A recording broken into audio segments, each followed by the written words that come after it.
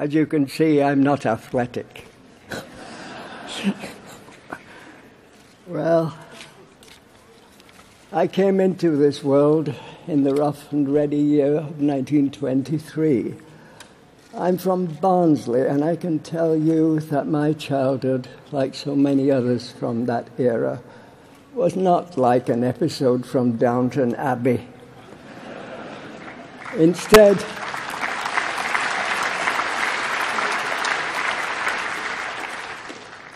it was a barbarous time. It was a bleak time, and it was an uncivilized time, because public health care didn't exist. Back then, hospitals, doctors, and medicine were for the privileged few, because they were run by profit rather than for vital state service that keeps a nation's citizens and workers fit and healthy. My memories stretch back almost 100 years, and if I close my eyes, I can smell the poverty that oozes from the dusky tenement streets of my boyhood. I can taste on my lips the bread and drippings that I was served for my tea. I can remember extreme hunger and my parents' undying love for me.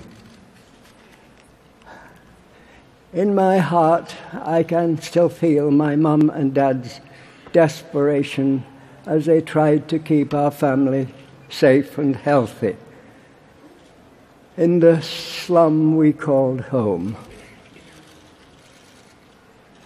Poor Mum and Dad,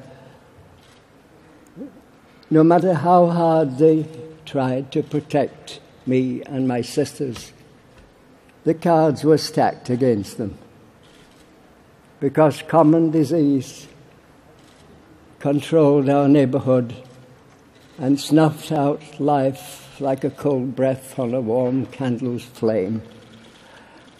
I still remember hearing,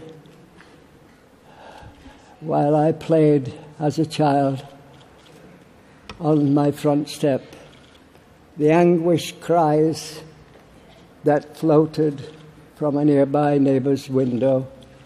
They were the screams from a woman dying from cancer who couldn't afford morphine to ease her passage from this life.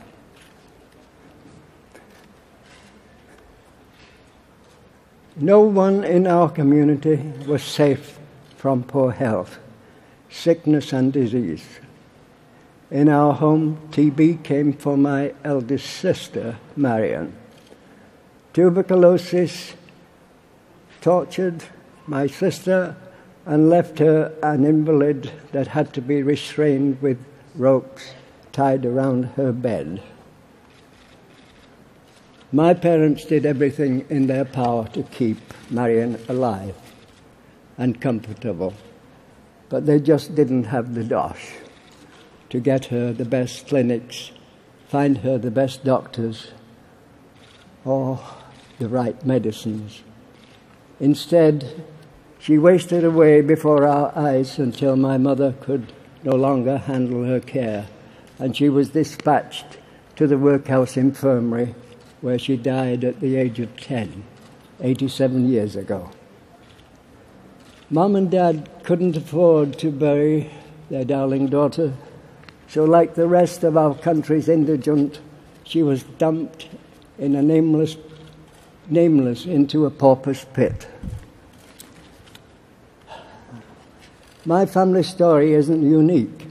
Sadly, rampant poverty and no health care were the norm for the Britain of my youth. That injustice galvanized my generation to become, after the Second World War, the tide that raised all boats. It is why, for me, in 1945, after a long, hard Great Depression, and a savage and brutal war. At the age of 22 and still in the RAF, I voted for the first time. Election Day 1945 was one of the proudest days in my life. I felt that I was finally getting a chance to grab destiny by the shirt collar, and that is why I voted Labour and for the creation of the NHS.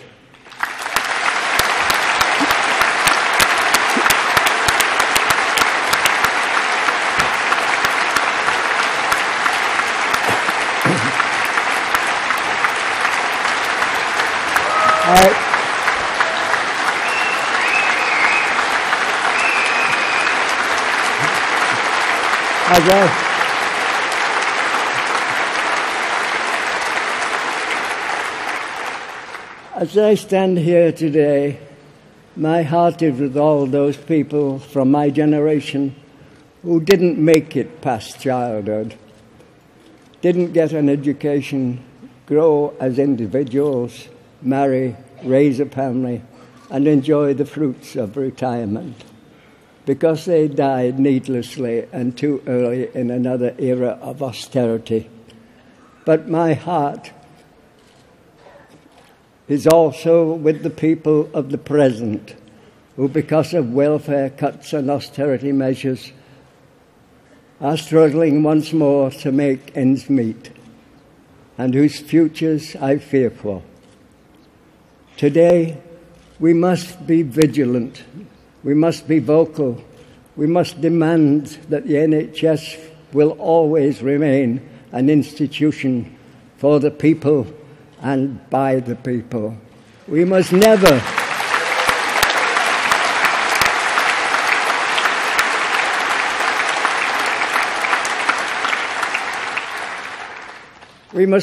ever let the NHS free from our grasp, because if we do, your future will be my past. I am not a politician, a member of the elite, or a financial guru, but my life is your history, and we should keep it that way. So say it loud and say it clear in this hall and across this country.